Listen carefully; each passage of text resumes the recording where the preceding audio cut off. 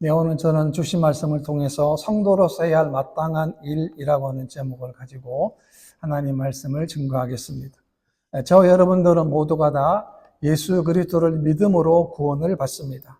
그런데 구원받은 이후의 삶은 다 다를 수 있다는 것입니다. 어떤 분은 예수님을 믿었습니다. 감격합니다. 감사합니다. 예배를 드릴 때도 찬양을 할 때도 온 마음과 온 정성으로 예배를 드리고 또 삶의 현장 가운데서도 하나님을 드러내고 하나님을 높이려고 하는 그런 삶의 태도와 모습을 가진 분들이 있습니다. 또 정반대로 종교 생활을 하는 분들도 있습니다. 종교 생활이 뭐냐 하면 그냥 듣기만 하는 거예요. 목사로부터 설교를 듣기도 하고 또 혹 유튜브에서 목사님들의 설교들이 많으니까 듣기만 하는 거예요. 듣기만 하고 끝나는 것이 뭐냐? 그것이 바로 종교 생활인 것입니다. 이런 분들은 예수를 믿기는 믿지만 그 삶 가운데 하나님이 원하시는 향기와 열매, 기쁨이 있을 수가 없는 것입니다. 왜? 그것으로 끝나기 때문에 그렇습니다. 빌립보 2장 말씀을 보게 되면 그러므로 나의 사랑하는 자들아 너희가 나 있을 때뿐만 아니라 더욱 나 지금 없을 때에도 항상 복종하여 두렵고 떨림으로 너희 구원을 이루라 라고 했습니다. 무슨 말입니까? 우리 성도들은 예수를 믿음으로 구원을 받습니다. 그런데 우리가 예수님을 닮아가려고 한다면 예수님이 원하는 영적인 삶 또 성숙한 삶을 살려면 그만큼 힘쓰고 노력해야 된다는 것입니다. 우리가 세상 가운데 거룩한 삶을 사는 것은 절대로 저절로 되는 것이 아닙니다. 부단하게 노력해야 하는 것입니다. 그러니까 우리가 구원은 전적으로 하나님의 은혜로 받는 선물이지만 우리가 구원받은 하나님의 자녀로 산다는 것은 그만큼 우리가 노력해야 한다는 것입니다. 오늘 본문에 보게 되면 우리가 구원받은 성도로서 마땅히 해야 할 것이 무엇인지를 말씀하고 있는데요. 저는 두 가지로 교훈을 나누고자 합니다. 첫 번째는 기도함으로 깨어 있어야 합니다. 2절 말씀 보게 되면 기도를 계속하고 기도에 감사함으로 깨어 있으라 라고 했습니다. 성도의 가장 중요한 정체성은 하나님의 자녀라는 겁니다. 이 말은 무슨 의미냐면 우리가 하나님과 소통이 가능하다는 것입니다. 우리가 하나님과 소통이 가능하기 때문에 하나님께 기도를 하는 것입니다. 우리는 기도를 통하여 하나님께 우리의 사정과 우리의 아픈 모든 것들을 하나님께 아뢰게 되는 것입니다. 또한 우리가 기도를 통하여 하나님이 지금 나에게, 지금 우리에게 원하는 것이 무엇인지를 알게 된다는 것입니다. 뿐만 아니라 우리는 기도를 통하여 하나님의 인도하심을 받게 되는 것입니다. 기도는 무엇입니까? 기도는 하나님의 능력의 통로입니다. 그러므로 우리가 끊임없이 기도를 해야 하나님의 능력을 우리가 공급받게 되는 것입니다. 여러분, 기도 없이 승리할 수 있습니까? 승리할 수 없습니다. 그래서 바울은 골로새 성도들에게 기도함을 강조하고 있는 것입니다. 여러분, 기도로 하는 것은 영적인 일이에요. 우리 눈에 안 보이지만 지금도 악한 사단, 원수 마귀는 지금도 삼킬자를 찾기 위해서 돌아다니고 있습니다. 여러분, 우리가 이 사단의 세력과 싸워 승리하려면 반드시 하나님의 능력을 덧입어야 한다는 것입니다. 내가 가진 지식으로, 내가 가진 힘으로, 내가 가진 능력으로 불가능한 거예요. 그래서 성경에 보게 되면 우리가 하나님의 전신갑주를 무장하고 기도에 힘쓰게 될 때 사단의 권세를 우리가 이길 수 있다고 성경은 말씀하고 있는 거예요. 그러면 우리는 기도를 할 때 어떻게 되겠습니까? 계속 기도하는 겁니다. 이 말은 끈기 있게 성실하게 기도하라는 것입니다. 그러니까 끝까지 지속적으로 열성을 가지고 기도하라라고 하는 것입니다. 여러분 인생 가운데도 탁월한 인생이 되는 비결이 무엇입니까? 어떤 일을 하든지 어떤 일을 맡았든지 간에 꾸준함을 견지하는 겁니다. 영적으로도 마찬가지입니다. 우리가 기도를 꾸준히 함으로 기도를 계속함으로 말미암아 하나님 앞에 탁월한 인생이 될 수 있는 것입니다. 왜 그런가 하니 하나님과의 관계가 살아있는 역동적인 관계를 유지할 수 있기 때문에 그렇습니다. 여러분 다니엘을 보게 되면 6장에 보게 되면 다니엘이 조수의 왕의 도장이 찍힌 것을 알고도 자기 집에 돌아가서는 윗방에 올라가 예루살렘으로 향한 창문을 열고 전에 하던 대로 하루 3번씩 무릎을 꿇고 기도하며 그 하나님께 감사하였더라라고 했습니다. 지금 다니엘은 모함을 받는 상태입니다. 기도를 하면 안 되는 상태였어요. 그런데 다니엘은 자기 목숨을 내어놓고 하나님께 기도했습니다. 그가 겪는 모함과 위기 가운데서도 하나님 앞에 나아가서 하나님께 기도한 사람이라는 겁니다. 이 기도가 다니엘을 끝까지 하나님의 사람으로 만들어 주었던 것입니다. 그 성경 말씀 보게 되면 쉬지 말고 기도하라 라고 했습니다. 여러분, 기도를 멈출 수 없습니다. 기도를 하지 않거나 기도 없이는 절대로 우리 영적으로 탁월한 인생이 될 수가 없기 때문에 그렇습니다. 여러분, 기도는 한계가 없습니다. 왜냐하면 우리의 기도를 들으신 하나님이 전능하신 하나님이시기 때문에 그렇습니다. 우리는 정말 무지몽매합니다. 얼마나 무지몽매합니까? 우리는 한 치 앞을 모르고 이번 한 주간 일을 모르는 거예요. 그래서 하나님 앞에 우리의 사정을 하나님 앞에 기도하고 간구하는 거예요. 하나님이 어떤 사람을 사용하십니까? 하나님은 기도하는 사람을 사용하십니다. 제 아무리 똑똑하다 할지라도 기도하지 않으면 하나님 일을 할 수가 없어요. 아무리 능력이 많고 재치가 많아도 기도하지 않으면 하나님은 그 사람과 함께 일을 할 수가 없는 거예요. 왜 그런 줄 아세요? 하나님의 일을 하나님의 방식대로 하지 않고 자꾸만 자신의 능력을 덧입고 하려고 하기 때문에 그렇습니다. 그래서 기도할 때는 어떻게 기도합니까? 여러분, 감사함으로 기도합니다. 하나님이 우리들에게 기도 제목을 주신 것 너무나 감사해요. 왜? 내 힘을 할 수 없기 때문에, 내 능력을 할 수 없기 때문에 문제를 주신 것, 하나님이 우리들에게 기도하라고 문제를 주신 거예요. 우리 인생은 수많은 한계의 상황 속에 부딪힐 때가 얼마나 많습니다. 인생의 풍랑 가운데 우리가 의지할 수 있는 분은 하나님 한 분밖에 없음을 우리가 감사로 표현하게 되는 거예요. 여러분, 우리 예수를 믿지 않았다고 한다면 어떻게 살았겠습니까? 여러분, 만약 제가 예수를 안 믿었어요. 제가 10대 때 방황을 좀 했잖아요. 아버님 교회가 분쟁에 생겨가지고 여러 가지 혼란 때문에 제가 마음속으로 교회를 문을 닫고 그냥 정말 매일 생각했던 게 죽고 싶다는 것밖에 중3 때부터 해가지고 제가 군대 제대하자마자 아버님 또 목회하시는 거 보면서 그렇게 고생하시는데 또 목회를 또 개척한 거예요. 개척했다고 풀어진 건 아니었어요. 여전히 정말 적은 교회, 성도 없는 교회, 아무도 없는 교회 안에서 잠자고 밥도 거기서 해먹는 거예요. 화장실도 제대로 없어요. 왜 하시는 거지? 고민이 되는 거예요. 그 그런 제 마음의 갈등과 고민을 하나가 하나님이 풀어주시고 또 풀어주셨어요. 그런 갈등 속에 통해서 제가 신학교 가게 돼서 나도 목사가 되어야 되겠다라는 생각을 가지게 됩니다. 무슨 말입니까? 한계상 속에 있었지만 그럼에도 불구하고 하나님이 그 문제를 풀어주시는 거예요. 내 힘을 풀 수 있는 게 아닙니다. 하나님이 그 문제를 풀어주셔야 하기 때문에 우리는 하나님께 감사할 수 있는 것입니다. 우리가 예수를 믿으면 믿을수록 함정이 뭐냐면 이런 하나님의 감사가 점점 더 엷어진다는 거예요.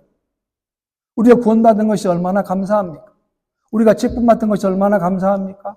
우리가 하나님이 하는 것이 얼마나 귀한 일이고 감사한 일입니까? 그런데 감사가 점점 더 약해진다는 거예요.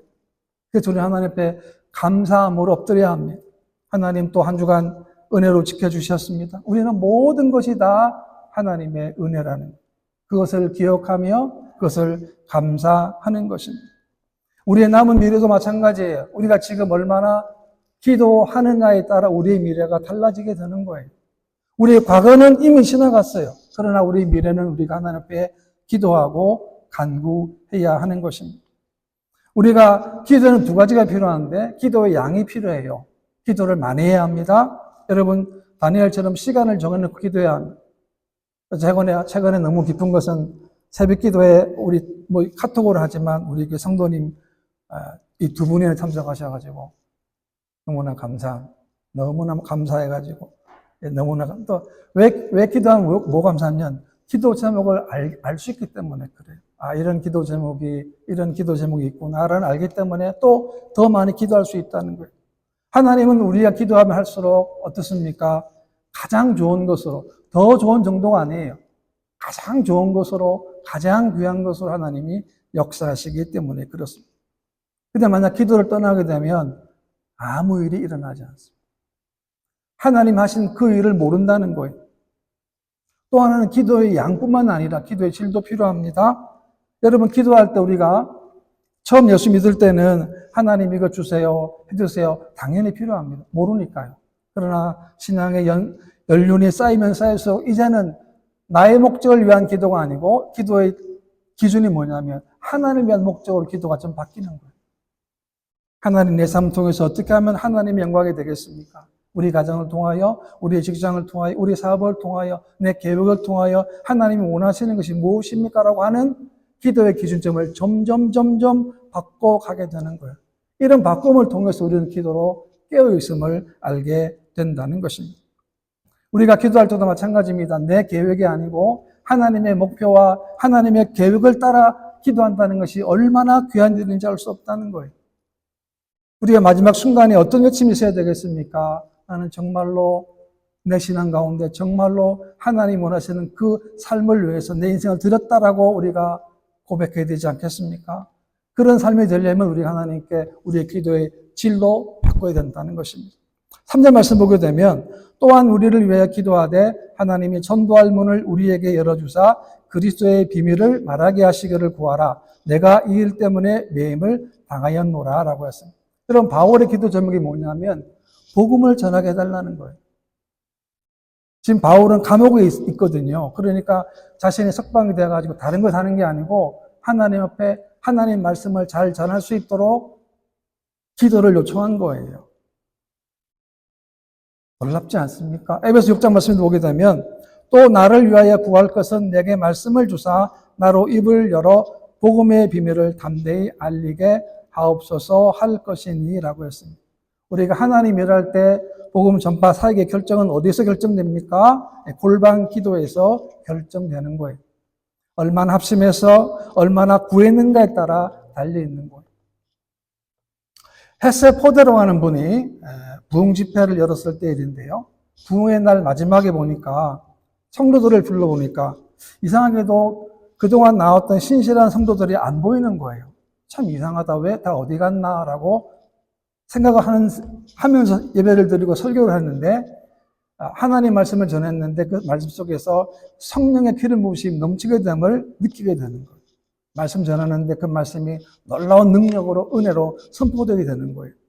근데 이분이 예배를 마치고 말씀을 마치니까 기도실 문에 있던 사람들이 나오는데 그분들이 뭘 했냐 그러면 그 목사님이 말씀을 선포할 때 기도실에서 목사님의 설교를 위해서 기도를 한 거예요.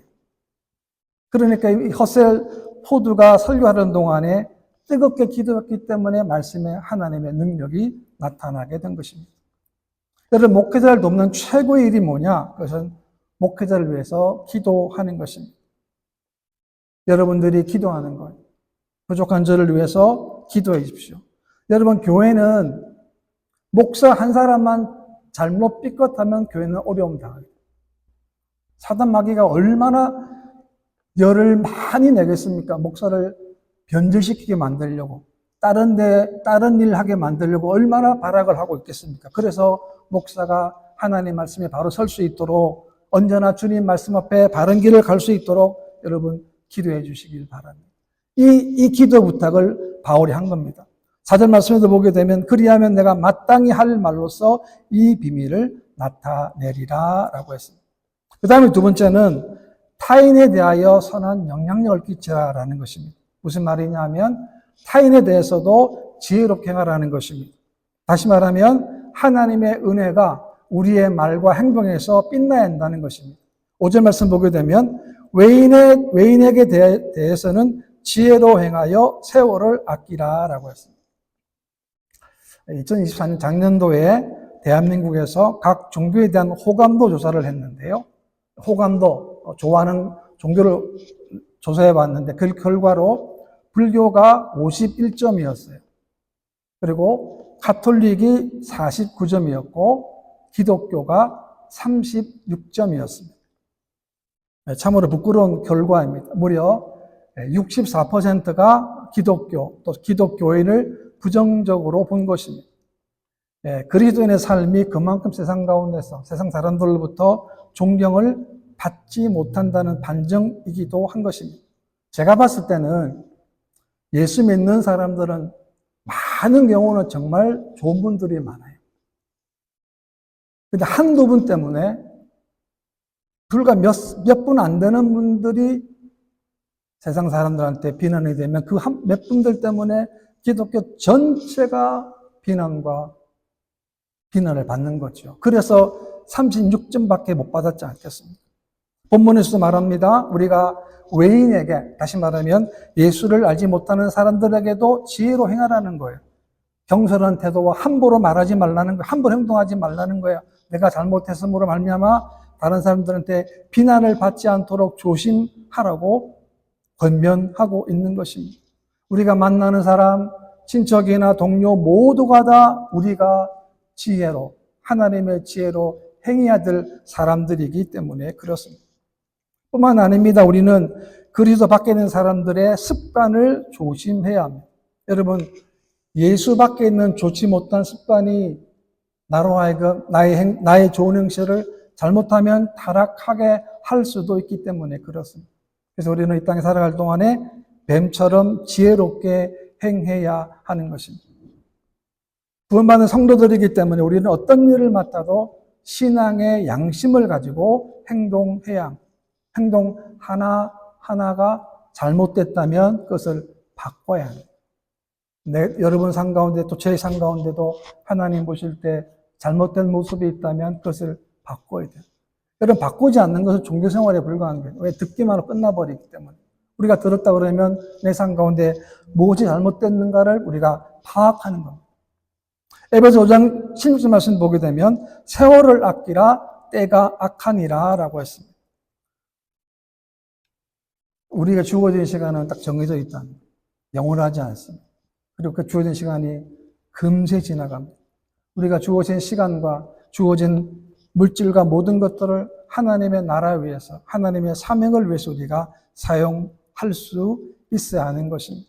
6절 말씀 보게 되면 너희 말을 항상 은혜 가운데서 소금으로 맛을 낸 것 같이 하라. 그리하면 각 사람에게 마땅히 대답할 것을 알리라 라고 했습니다. 또 하나는 우리가 쓰는 말, 언어에 대한 것인데요. 인간의 말은, 인간의 언어는 창조의 능력이고 하나님의 축복의 통로입니다. 우리는 말을 통해서 예배를 드리고 찬양을 합니다. 기도를 하게 되는 것입니다. 우리가 어떤 말을 사용하는가에 따라 우리 인생의 운명이 결정되는 것입니다. 여러분 잘 아시는 대로 5만 번의 기도응답을 받았던 조지 물러를 여러분 잘 아실 것입니다. 그분은 3,000명의 이상의 고아를 기른 고아의 아버지이기도 한데 그는 청소년 시기에는 굉장히 불우한 불량배였습니다. 아버지 돈을 훔치고 거짓말을 일삼고 친구와 어울려 유흥업소와 경찰서를 자기 집들을 들락날락 할 정도였습니다. 결국에는 그가 교도소까지 가게 되었습니다. 이런 그의 탕자 같은 생활을 잡게 한 것이 어떤 목사님의 상담이었는데요. 조지 물러가 어떤 동네 목사님이랑 상담을 했습니다. 그랬더니 그 목사님이 이런 말을 했습니다. 조지야, 나쁜 버릇을 하루아침에 고칠 수는 없지만 하나님은 한 번 택한 자녀를 절대로 버리지 않으신단다. 너는 낙심하지 말고 노력하면 너는 반드시 훌륭한 사람이 될 거야 라는 상담을 해 주었어요. 이 상담을 들으면 어떤 느낌이 오세요? 특별하지도 않습니다. 그러니까 누구나 다 할 수 있는 말이죠. 그런데 누구나 할 수 있는 말을 조지 물러는 가슴에 새겼다라고 하는 것입니다.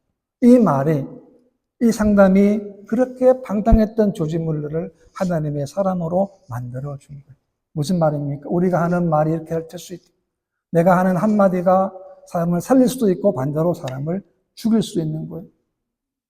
그래서 어떻게 말합니까? 은혜 안에서 소금처럼 맛을 내는 겁니다. 부패를 막는 것 어떻게 하느냐? 우리가 어떤 입술을 통해서 할 수 있다라고 하는 것입니다. 에베소 5장 말씀 보게 되면 누추함과 어리석은 말이나 희롱의 말이 마땅하지 아니하니 오히려 감사하는 말을 하라.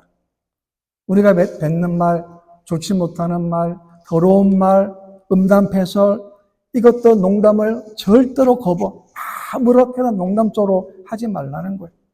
야고보 3장 말씀에도 보게 되면 혀는 곧 불이요 불의의 세계라. 혀는 우리 지체 중에서 온 몸을 더럽히고 삶의 수레바퀴를 불사르나니 그 사르는 것이 지옥불에서 나느니라 라고 했다. 우리가 하는 말이 얼마나 무섭나요? 내 몸을 더럽힙니다. 내 인생의 삶의 수레바퀴를 불사른다는 게 아무것도 못하게 만드는 게 뭐냐? 우리가 쓰는 말이라고 하는 것입니다. 우리가 예수 믿고 구원받았기 때문에 언제나 지혜롭게 함부로 어리석게 행동해서는 안 된다라고 하는 것입니다. 우리가 말을 사용할 때도 마찬가지입니다. 언제나 우리는 부드러움을 잃지 말아야 하는 것입니다. 진실을 말할 때조차도 경솔하고 무분별하게 해서는 안 된다라고 하는 것입니다. 우리는 예수를 믿기 때문에, 우리 안에 주님이 계시기 때문에 어디에 있든지 누구를 만나든지 우리는 말로나 행동으로나 예수님의 향기를 드러내는 자들이 되어야 하는 것입니다. 어떻게 가능합니까? 그 말과 행동에서 뿜어 나와야 하는 것입니다. 결론입니다. 우리는 늘 기도해야 합니다. 여러분, 기도하지 않고는 절대로 하나님의 뜻대로 사는 것은 불가능한 일인 것입니다. 매일매일마다 시간을 정하여서 기도하십시오. 기도하면서 여러분, 중요한 것은 나를 바라보는 거예요. 내 삶에 필요 없는 것이 뭔가, 하나님 원하지 않는 모습이 뭔가를 핀셋 뽑듯이 뽑아내는 거예요. 그 습관을 뽑아내는 거예요. 그것이 뭡니까? 기도 시간이라는 거죠. 또 하나는 뭡니까? 이 땅에서 우리가 선한 영향력을 나타내는 우리가 삶을 살아야 하는 것입니다. 누구를 만나든지 어떤 대화를 하든지 간에 여러분, 우리가 말을 하다 보면 이 부패한 본성이 나올 수 있어요. 툭툭 나옵니다. 생각 없이 툭툭 나와요. 이 한마디가 사람 마음에 비수가 될 수도 있다는, 얼마나 무서운 말인지 몰라요. 저 여러분들은 남은 생애 동안에 하나님 주신 입술이, 주신 우리가 시간과 모든 것들을 통해서 오로지 하나님만 기쁘시게 할 수 있는 그런 믿음의 삶 되시기를 주님의 이름으로 축원합니다.